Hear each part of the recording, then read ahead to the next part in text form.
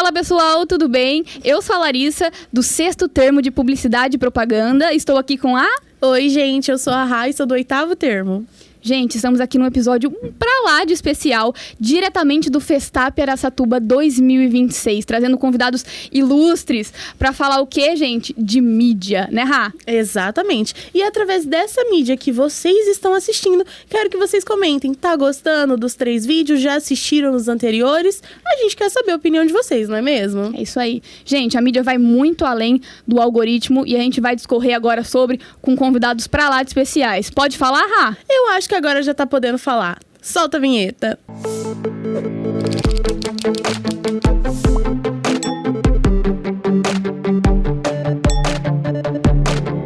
Pessoal, hoje estamos com ele, que é referência em mídia e inovação e já trabalhou com grandes marcas como Nike, Havas, Dentsu. Seja muito bem-vindo, Márcio.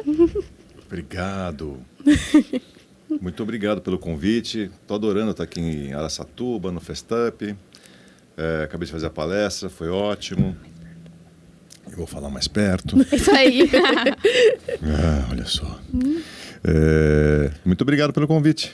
Vai ser barato. Nós que agradecemos, é uma honra te receber aqui, viu? E também não é só ele, Rá, quem mais temos? Estamos aqui, pessoal, com uma pessoa, uma convidada que foi muito difícil trazer. Há tempos que a gente tá tentando trazer ela, tá bom? E finalmente, hoje, no Festap 2026, ela veio aqui falar com a gente. Nossa querida, você já sabe quem é? Com certeza, inconfundível, Rayane. Inconfundível, né? Nossa querida, ilustre professora Eliane. Nossa, gente. Que isso. Seja muito bem-vinda, Pro. Muito obrigada. A gente tava tentando te trazer há muito tempo, tá? Eu sou tímida. Você é requisitada? Não. E esse papo, gente, tem tudo a ver com ela. Ela que é a nossa professora de mídia dentro aqui do curso de Publicidade e Propaganda e vai bater um pouquinho desse papo com a gente. Então, vamos lá? Bora. Pessoal, eu queria começar perguntando para vocês sobre a trajetória. Márcio, qual que é a sua trajetória com a comunicação? Como que você veio parar, né, nesse universo da mídia, escolheu o seu nicho? Como que foi o começo? De onde que surgiu essa identificação? E como isso te trouxe até onde você está hoje? Interessante. Eu comecei um estágio, né? Eu sou um adolescente dos anos 80. E naquela época a publicidade era o curso de maior interesse nos adolescentes ali, quem estava prestando vestibular. Medicina, publicidade, enfim, não lembro qual, se em primeiro ou em segundo, mas enfim. E era aquilo, né? Prêmios e Washington Oliveto, aquela coisa toda. E, putz, eu estudava no Colégio Objetivo, já tinha a aula de publicidade, né, na área de humanas. E eu fiz o primeiro, segundo, terceiro colegial, né, com publicidade, né. Entrei na faculdade de publicidade também e entrei numa agência como estagiário, mas eu não sabia, assim, de fato, que área atuar. Né? Não tinha a menor ideia se era um cara criativo, um cara de produção, aquela coisa, tudo muito, né, vago, assim, né? Nebuloso, né? Nebuloso. Primeiro ano ainda da faculdade, né? E aí eu caí nessa agência, na Young & Rubicam, e fiquei um mês lá. E a cada semana a gente passava por um departamento. Comecei no atendimento, que me deu, né, o briefing de toda o que era agência, os clientes, aquela coisa toda. Acho que na segunda semana eu fui para a mídia. Ali na mídia eu sentei num computador, comecei a fazer umas planilhas, ajudar ali nos processos ali, automatizar uns processos ou melhorar os processos, né?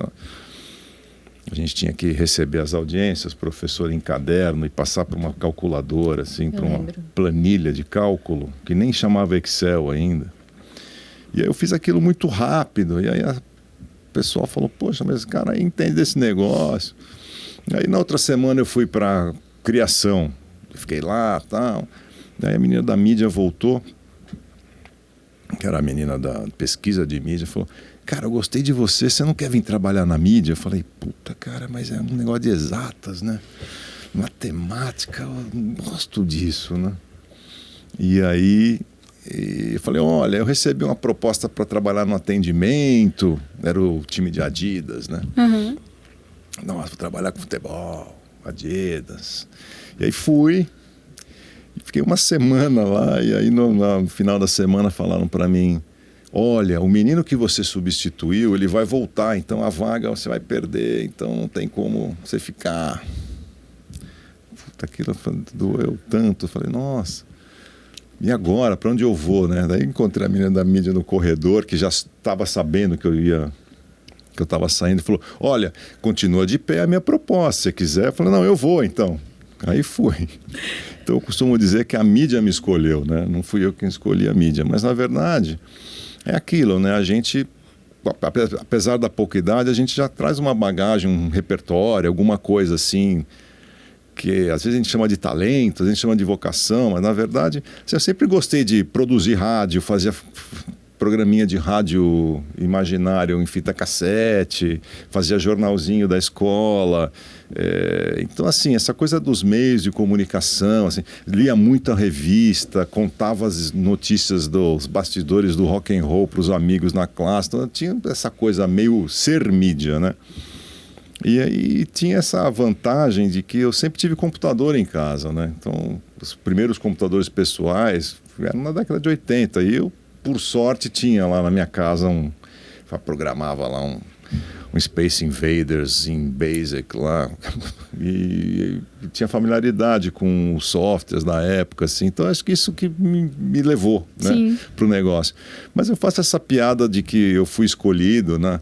Mas na verdade ser você, né, abre as portas, né?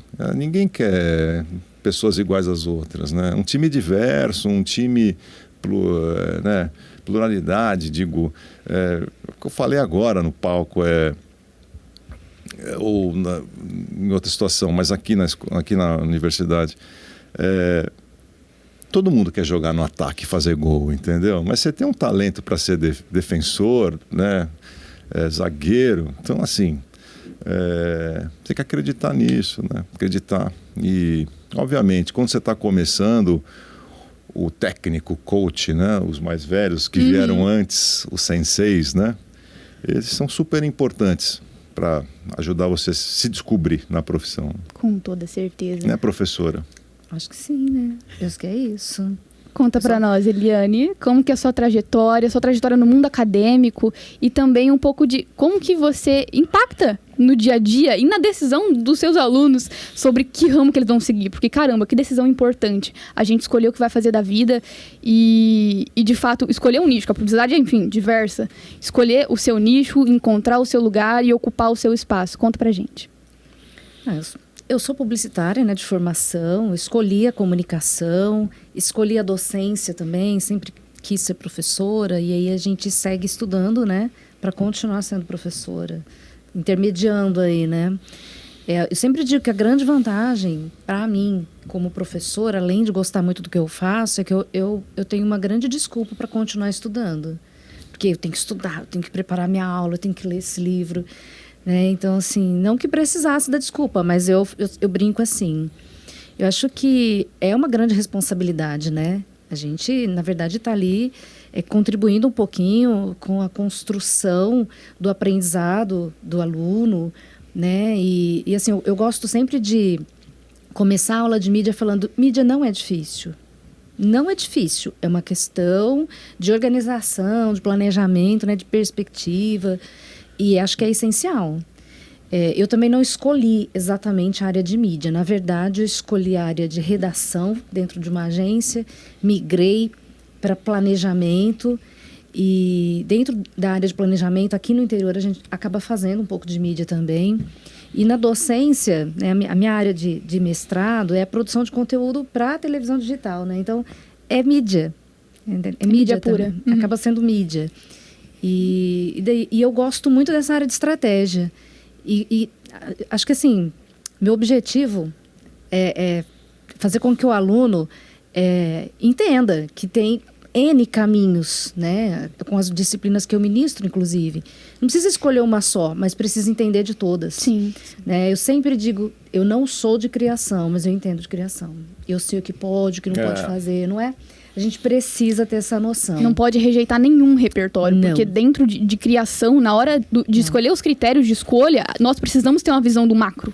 Eu acho que primeiro a gente tem que entender de todo o processo, né? Sim. Tem que ser o generalista para depois você ir... Pro e não- especialista. Exatamente. E assim, não existe essa de eu sou especialista, pronto, acabou, deixa eu sentar aqui e ficar calma. Não dá, né? A gente todo dia... Exato, todo dia aprendendo. Vindo para cá, falei pro Vindo pro Márcio. Festap, se abastecer de mais bagagem. Viemos conversando, eu falei pro Márcio, eu falei, nossa, eu não sei nada. Tem que, né? Não dá, vou ter que estudar mais, tô achando. Não sei, tem que... Né? É interessante, né? Porque às vezes fizeram essa pergunta agora lá na palestra, né? O que você faria? O Márcio de hoje, o que falaria para o Márcio que estava começando? Eu acho que a palestra que eu compartilhei hoje era sobre isso, né? Sobre se manter curioso.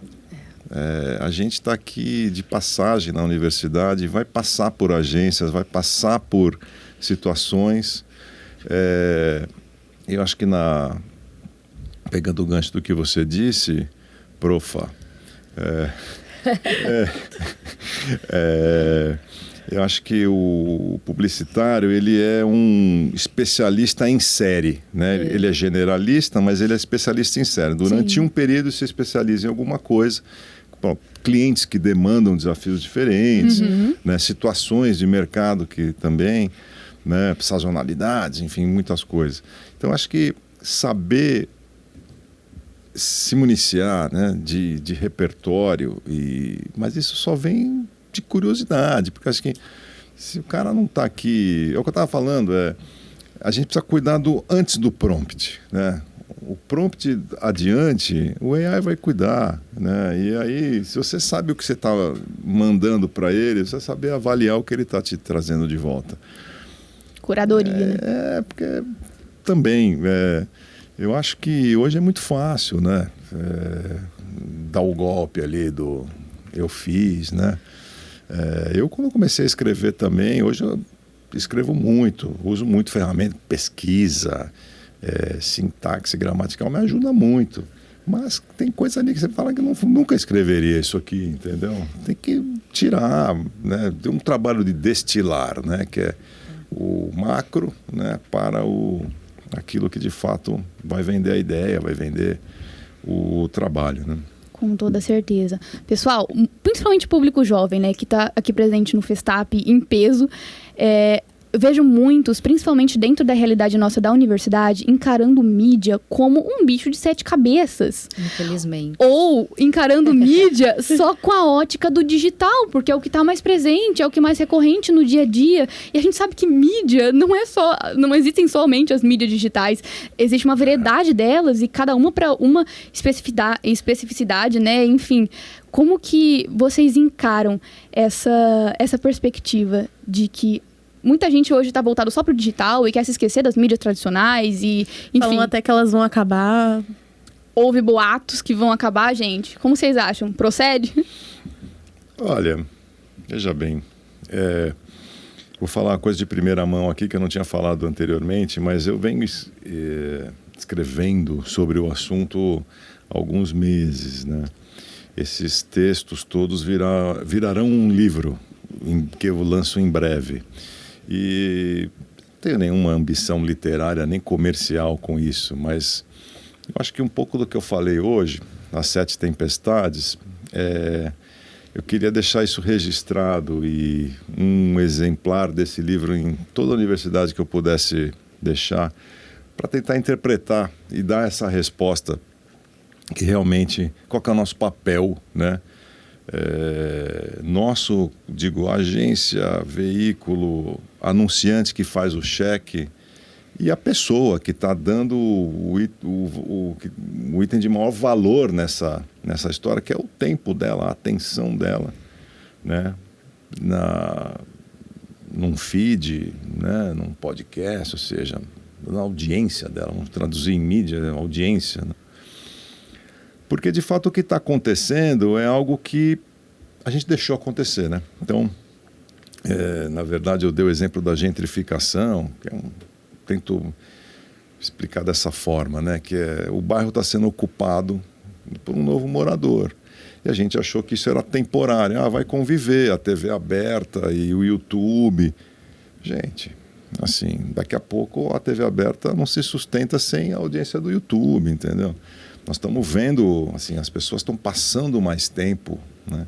O brasileiro passa quase 4 horas por dia numa rede social. É mais do que o segundo, é quase o dobro do segundo país que mais consome rede social, que é a África do Sul. Então, assim, o Tribunal de Los Angeles atuou, o Google e o Meta, porque a tecnologia é viciante, né? Então ela foi feita para as pessoas passarem mais tempo, né?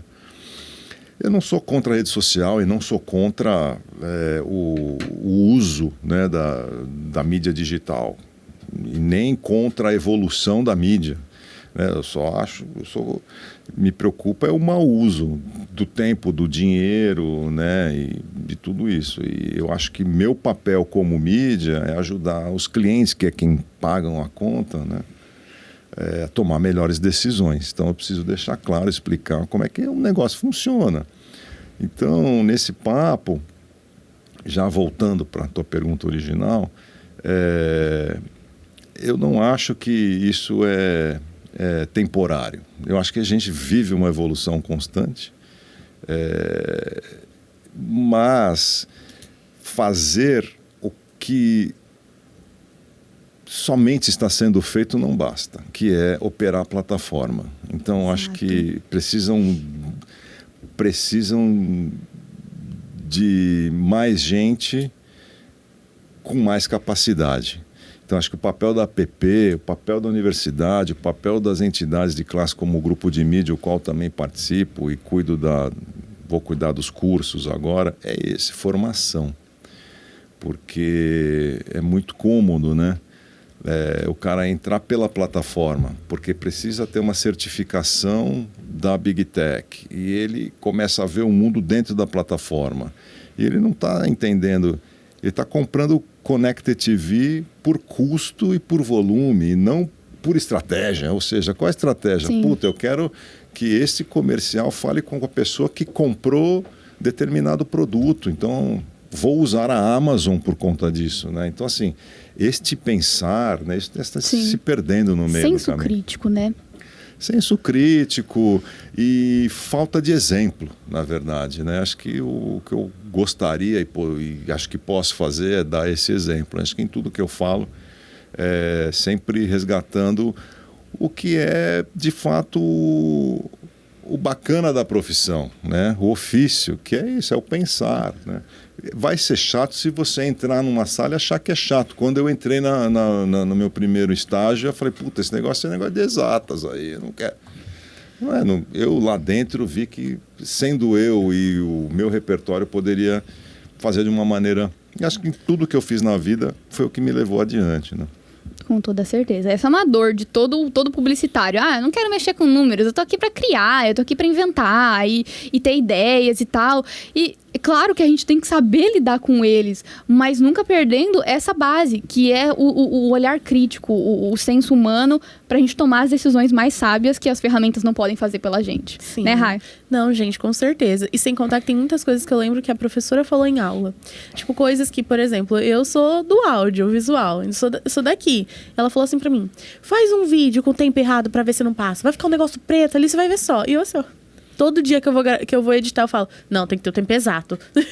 Vamos cortar, entendeu? Então, assim, são coisas que a gente fica assim, não é minha área, mas você tem que ter uma noção, sabe? Por exemplo, eu sou do audiovisual, não sou da mídia, mas se eu não entender da mídia, eu não sei o que eu tenho que fazer, sabe? Então é importante saber de tudo. É importante você ter uma base de tudo, sabe? E a gente aprende muito isso na sua aula, professora. Demais. Muito obrigada, que bom. Todos os passos da agência a gente aprendeu na aula da professora. Feliz, né? Tô ficando feliz. A gente bajulando, obrigada. A gente não combinou, viu? Porque ele falou aqui, né, sobre essa história da mídia, né? Das estratégias, né? Sim. E da gente entender. Não foi nada combinado? Não foi. Sim. as mídias estão nascendo, estão Sim. surgindo, o momento de transição que a gente vive, enfim. O discurso é esse. A gente não combinou. Tá? Tá bom, eu acredito em você. Mas, gente, é muito isso. Tô muito feliz. Rá, Olha, deixo contigo a nossa pergunta-chave de hoje. Em todos os episódios que a gente está gravando hoje, estamos perguntando sobre diversas óticas o que vocês pensam da IA nesse processo. Porque, enfim, principalmente em tratamento de dados, falando de números, como que a IA está, enfim, agindo dentro do mercado de trabalho, dentro das universidades, do meio acadêmico, nessa mídias, questão. está atrapalhando, está ajudando, trabalha junto, acha que ela vai trabalhar por si só? Como o profissional tem que se portar perante a isso, sabe? Porque, querendo ou não, é uma coisa que a gente não pode descartar. Tá aí. Então, e aí? O que a gente faz com isso? E tem profissionais que não usam como meio, e sim como fim. Sim. E aí, enfim, terceirizam a sua análise, terceirizam o que seria mais importante. Qual que é a visão de vocês a respeito disso? Prof. Bom, questão assim, não tem como segurar, né? A tecnologia está avançando e a gente tem que olhar as vantagens, sempre por aí.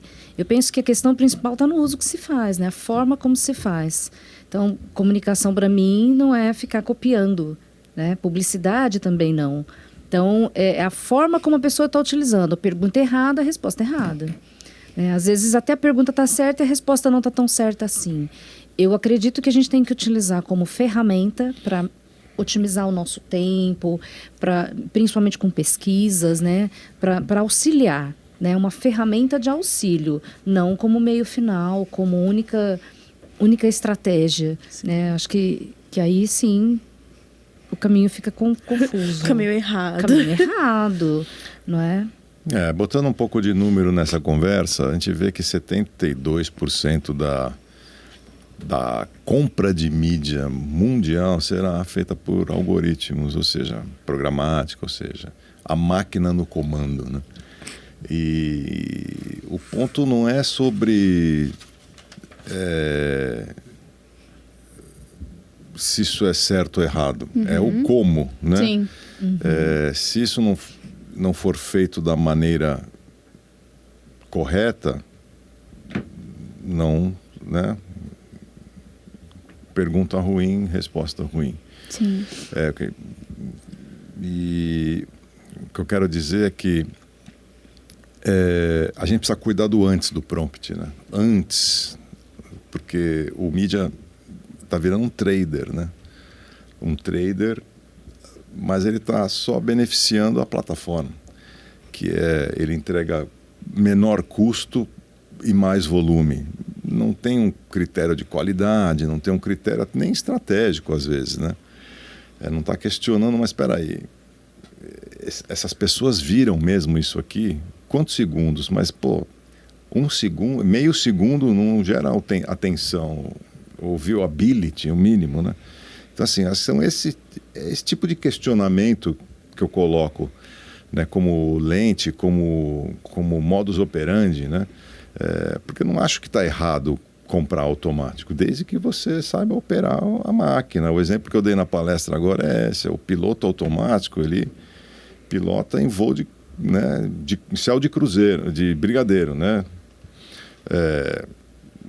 Em condições favoráveis, mas ele não decola e nem pousa. Então, assim, entre o decolar e o pousar, este meio do caminho é que está na mão da máquina. E aqui é que está o problema que a gente precisa entender, porque no final comoditizou-se a métrica como meta, ou seja, o clique como sucesso, né? Na maioria dos casos. E a gente não está entendendo nem se é clique que a gente deveria medir. Sim. Né? Esse senso crítico, né? Que é o ponto que você colocou. Então, acho que assim, o uso do AI é muito sobre isso, boas práticas, sobre, né, normas e governamentais, inclusive, regulamentação, compliance de empresa, né? Porque eu acho que assim, as empresas elas têm que também definir uma cota de uso de AI. Assim, eu não posso substituir um time, né, capaz, né? Assim, eu acredito que muitas das empresas assim multinacionais, Unilever, exemplo, né? Elas não tenham adotado nenhuma prática de AI ao extremo, né? Porque deve ferir algumas normas internas, né? Então, acho que a gente está aprendendo ainda, né? É sedutor. Sim, sem dúvida. Eu digo que o AI, ele me ajuda a fazer o que eu sei fazer mais rápido, me ajuda a fazer o que eu não conseguia fazer, mas ele também me ajuda a fazer coisas que eu nunca pensei que eu era capaz ou saberia fazer, né? Então... Te abre possibilidades. Abre possibilidades. Agora, é aquilo, né? Eu não critico o AI, a rede social, eu critico o mau uso disso. Sim, né? Esse, para mim, esse é o grande problema, né? Hoje. E na hora que a gente vai metrificar uma mídia, como a gente colocar também nos relatórios, não só o resultado tangível, os números que de fato foram alcançados com aquilo, mas sim do intangível, do impacto real que aquela propaganda, enfim, aquela mídia gerou no público, né? Eu tenho um ponto assim que eu gosto de trazer à mesa, que assim, eu nas horas não pagas, eu sou músico, eu gosto de tocar, né? E tenho banda e aquela coisa toda. E aí fala assim, pô, mas quando vem a pergunta assim, mas você substituiria a sua composição pela Suno, né? Pelo app do AI? Eu falei, não. Porque o que eu gosto de fazer é tocar. Sim. Vou deixar de tocar? Não, acho que nunca, né? O meu barato não é ver a execução, é o tocar, né? É o processo. Assim, É o processo. então, acho que é um pouco isso. Também, né, no chapéu do trabalho, né? E nas outras coisas. Porque música, para mim, eu vi uma entrevista do dia. Música, para mim, é minha cachaça, entendeu? Eu acho nem boa essa comparação, mas é o que eu gosto de fazer. Né? Então, assim, não vou substituir por AI porque, eu saio do processo. Né? Exato. Rock? Também. O que mais? Tudo. Fala um. Jazz, pop, soul, funk. O que você toca? R&B. Toco baixo. Olha! Oh, que bom, chique. hein? Eu só sei algumas no violão, mas eu prometo melhorar o meu toque. Gente, o repertório musical, ele contribui tanto pra gente, Demais. né? Eu direto me pego pegando uma referência musical e trazendo pro mundo da publicidade, trazendo, enfim, pra roteiros, trazendo pra mídias, porque a gente trabalha com trilha e a trilha mexe, Gente, a trilha comove também. Uma coisa que eu aprendi muito no audiovisual é que o áudio e o visual caminham juntos. Sim. Não tem como você querer transmitir alguma coisa... Tipo assim, eu quero transmitir emoção e eu coloco uma música que não tem nada a ver. Então, assim, anda tudo junto, sabe? Tudo tem que conversar pra dar certo. Isso é muito legal. Com Que certeza. orgulho, hein? Márcio, queria saber um pouquinho sobre o seu projeto, o seu livro que você comentou agora com a gente, e também sobre o conceito das 7 tempestades. Queria muito ter assistido sua palestra ao vivo. Conta um pouquinho pra gente sobre esse conceito e seus projetos em que você está trabalhando no momento. Legal. Bom, eu, depois de anos trabalhando para os outros, comecei a trabalhar para mim. Advisor, consultor, né, o conselheiro, como se fala, é uma posição assim um pouco solitária, né? Então eu comecei a aparecer mais nas redes, comecei a escrever, comecei, né, dar mais pitacos, enfim. E eu vi que de fato assim tinha muito relatório de tendência e pouco se traduzia, né? O que se faz com essa informação aqui? No ano passado, tinham 10 tendências que eu escolhi essas 7 para aprofundar. E óbvio, com a ajuda do AI, pesquisando e fazendo, né, um corte aqui para a mídia, o que de fato, né, entendendo que um cara que faz o cheque, que esse cara tem o poder, né, de mover o mercado, que é o marketing das marcas, né? Ele precisa saber o que está acontecendo, né?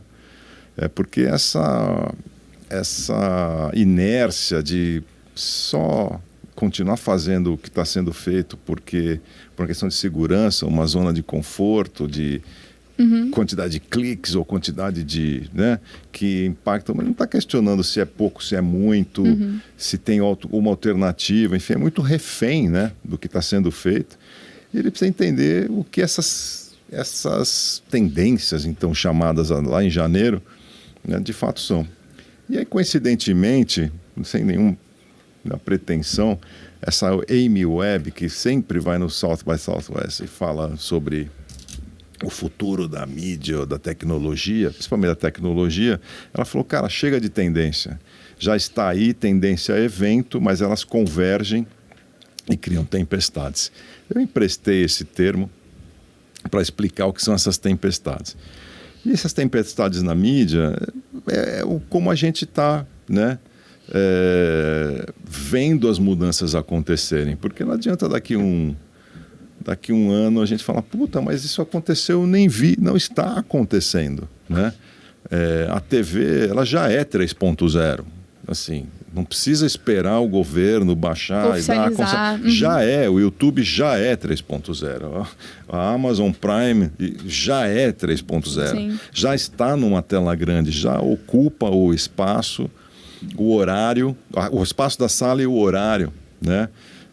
De qualquer programação linear. Então, assim, isso não é novidade, mas o que está em torno, né, retail media, né, ou seja, os varejistas oferecendo mídia para ganhar atenção, para vender, né, enfim, produto, ou seja, é uma convergência de muita coisa. E eu aprofundei essa história aí em artigos primeiro, né, eu criei a newsletter, a Mídia POV, está no LinkedIn, está no Substack. Te acompanho lá. Ai, que bom.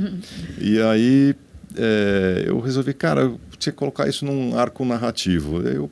Eu escrevi o livro, tá em fase final já, mas o assunto é esse. São essas 7 tempestades, tem algumas questões ainda periféricas ali, mas o assunto, né, o fio condutor são as 7 tempestades. Mas enfim, eu adoraria falar o nome do livro, mostrar a capa do livro, tá? Mas tem tanta coisa ainda que eu achei que estava pronto, eu não estava. Mas já queremos. Não, sim, vem já aqui. queremos. Eu quero uma unidade aqui no Salesiano. Sim. Tenho certeza que vai virar tema de aula. Eu quero na minha biblioteca já. Eu sei, com certeza. Eu vou mandar. Vai ser um livro legal, assim, eu tô fazendo tem aí os meus sparrings, né? As pessoas que estão lendo primeiro, revisando, me ajudando aí, mas acho que o conceito, a tese já passou em todos, né? Por todos, assim, acho que vai ser um livro legal, porque a intenção, ela é bacana, né? Ela ajudar a prestar um serviço. Propagar essas percepções, com certeza. É isso, então vai ser legal. Eu prometo que esta universidade terá um exemplar. Maravilha, ó. Vocês estão anotando aí, galera? Vai ter um exemplar aqui, tá? E eu tenho certeza que esse livro vai ser muito disputado, tá? Então Com eu certeza. quero já fazer a minha compra antecipada para eu não perder a chance, não perder a chance. Eu também. Pessoal, nosso bate-papo tá muito gostoso, mas a gente vai se encaminhando para o fim e eu queria ouvir de vocês agora. Para os jovens que estão aqui no Festap, para esse momento, e para quem está nos assistindo hoje, o que vocês dariam de dicas para desenvolver esse olhar crítico, esse senso crítico com relação às mídias e também, enfim, como que a gente pode exercitar isso na prática, no dia a dia e estar atento também às ferramentas, às tendências que andam acontecendo para a gente extrair o melhor das mídias? Prof. Márcio falou disso na palestra hoje. Curiosidade, né? Eu acrescentaria aí repertório, cuidado com o seu repertório, pensar, né, que tudo pode ser útil, né? Então, eu falo muito em sala de aula, para ser comunicador não pode ter preguiça. Ah, sim. Né? Não sei se alguma profissão permite, mas pra gente não dá para ter preguiça nenhuma. Né? Ele falou bastante da questão da curiosidade e eu acrescento, então, esse repertório, né? A construção do seu repertório, não perde isso de vista. Com certeza. É isso aí. Repertório, ele está em todo lugar, né? E principalmente na disciplina que você não atua. Se você trabalha em mídia, o repertório está na música, está na poesia, está na história, está na... Cara, assim, existe... E isso quem falou, isso não é um achado meu, óbvio, né? A gente lê o livro porque sabe que o cara que escreveu aprendeu antes da gente, está passando adiante. Mas o sócio do Warren Buffett, que é um dos maiores investidores, né, do mundo, né, Berkshire Hathaway é o nome da empresa, ele tinha um sócio que era o Charles Munger, e ele escreveu um livro exatamente falando sobre isso. Que, cara, você não vai evoluir dentro de uma atividade se você não entender o que as outras, né? Então, assim, filosofia, matemática, isso tudo vai ajudar a criar esse repertório. Isso é uma atividade chamada modelos mentais. Então, são exercícios baseados nessas teses, nessas teorias, que realmente... Então, é ali que o cara consegue ver, por exemplo, se ele compra ou não uma empresa, se ele investe ou não numa empresa. Então, e são uns caras super estudiosos, né? E o Charles já morreu, o Warren tem 90 e poucos, mas, cara, e são pessoas de êxito, né? Sucesso. E eu acho que é isso, é repertório... Vem com curiosidade, né? Vem com entender que tudo que você faz tem um propósito. Sempre. Você está indo no cinema, você tem que olhar com um olhar de que, puta, como é que eu aplico isso aqui? Não né? sair dali vazio, nunca sair de nenhum espaço, né? Vazio, sem levar nada consigo. E é fácil falar, né? Fazer tendo um celular no bolso em que você, a cada minuto, checa... As notificações. Qualquer notificação é difícil. Então, acho que mindfulness, ou seja, a presença mental em tudo que você faz, começa a ficar cada vez mais importante, né? Para adquirir curiosidade, repertório a partir de curiosidade. Então, meu conselho é isso, é atenção, é dedicar realmente atenção. Porque, olha, depois de um tempo aí, eu vou dizer... acaba não lembrando de muita coisa. A memória vai falhando conforme os anos, né? E a gente consome muita informação, né? Então, assim, é difícil armazenar tudo. A tão falada economia da atenção. Pois é. Como que é difícil disputar por isso. Porque de informação você tem que transformar em conhecimento para aí você adquirir. Então, assim, a gente vê muita coisa. Por exemplo, aí vocês falaram a questão de filme. A gente assiste muito filme. Só que aí vai ter um filme que você vai captar a mensagem, que você vai entender o que tá... Aí você converte em conhecimento. Aí você absorveu o que ele realmente está falando, sabe? Então, eu acho que é isso que hoje em dia a gente tem que como eu posso dizer? Se preocupar em levar para a pessoa. Porque a pessoa tem que converter isso, tem que absorver isso de algum jeito. Com toda certeza também, né? Tá presente naquilo ali que você tá fazendo. Tá presente. Momento. Com toda certeza, pessoal. E a gente fica muito feliz, como estudantes no Unisalesiano, de abrir esse espaço aqui para a construção de repertório de todos os profissionais que estão no interior paulista, né? Trazendo grandes referências de todo o Brasil, de todo mundo, né? Que trouxeram, enfim, bagagem do mundo todo e que trabalham com marcas tão incríveis, realizam projetos tão grandes. É uma honra pra gente receber vocês aqui e falar disso e propagar isso. Eu acho que é essa a mensagem, o senso Festap, né? Sim. Ai, muito obrigada, pessoal, pela presença de vocês. Foi um prazer. Já deixo o convite em aberto. Voltem sempre. Será sempre um prazer recebê-los. Pra gente continuar esse diálogo. Porque tem muito pra se falar sobre mídia, né? Muito. E é isso. Mandando um abraço pro público, pessoal. Tchau, muito tchau. obrigada, até o próximo gente. episódio, Tchau. viu?